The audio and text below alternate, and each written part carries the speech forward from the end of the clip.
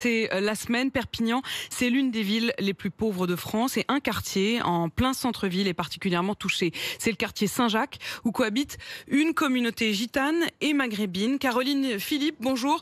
Vous avez donc passé une journée avec les habitants. Comment un quartier en plein centre-ville peut être si enclavé ? Quand vous entrez à Saint-Jacques, c'est un autre monde. Vous n'êtes plus à Perpignan, vous n'êtes plus en France. C'est ce que nous disent les habitants là-bas. Saint-Jacques, ce sont des petites ruelles qui grimpent, des ruelles sales où le linge sèche est tendu à toutes les fenêtres.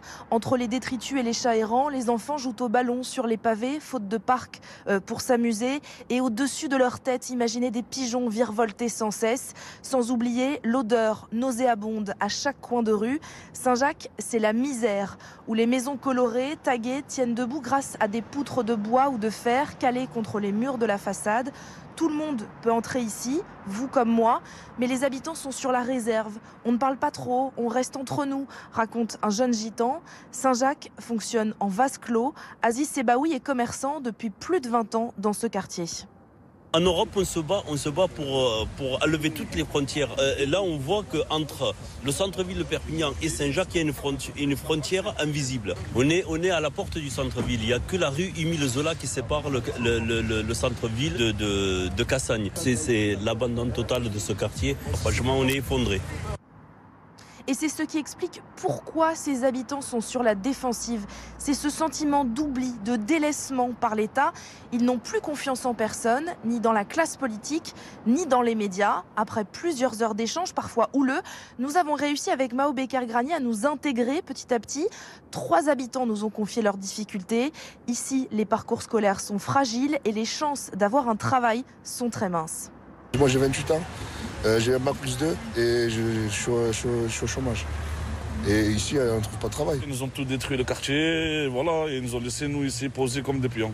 Au lieu de nous donner du travail, eux ils achètent des trucs à 1 million d'euros, ils les détruisent. Et après ils te disent qu'il n'y a pas de sous pour les jeunes et nanani nanana. Et voilà, on a confiance en plus personne. Caroline, on entend la colère et l'amertume des habitants. Pourtant cette municipalité, elle vient d'investir 70 millions d'euros pour réhabiliter le quartier, c'est ça ?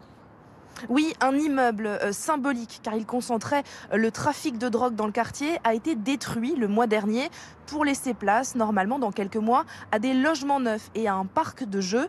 La mairie consulte en ce moment les habitants à travers des ateliers pour les associer au projet. En attendant, le trafic de drogue s'est déplacé quelques ruelles plus loin. Preuve que les moyens ne sont pas mis là où il faut, selon Lino Jiménez, l'un des représentants de la communauté gitane. Il n'en peut plus des manœuvres électoralistes. Qui nous ouvre les portes comme des citoyens normaux. Comme quand ils viennent, vous savez, nous chercher pour les élections, qu'ils nous lèchent les bottes à ce moment-là. Tous les partis, qui soient gentils comme ce jour-là, qui viennent, qui nous respectent. Il ne faut pas qu'on impose notre respect. On y a droit. Au sein même du quartier, les 2 communautés gitanes et maghrébines cohabitent plus qu'elles ne vivent ensemble. En 2005, des émeutes ont éclaté. Depuis, le calme est revenu.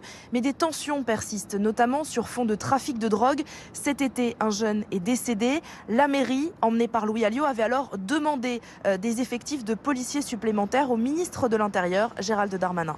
Merci beaucoup Caroline Philippe. Vous êtes avec Mao Becker-Granier. Vous avez donc passé toute la semaine à Perpignan. Merci pour ces reportages. Il est 7h12 sur RMC.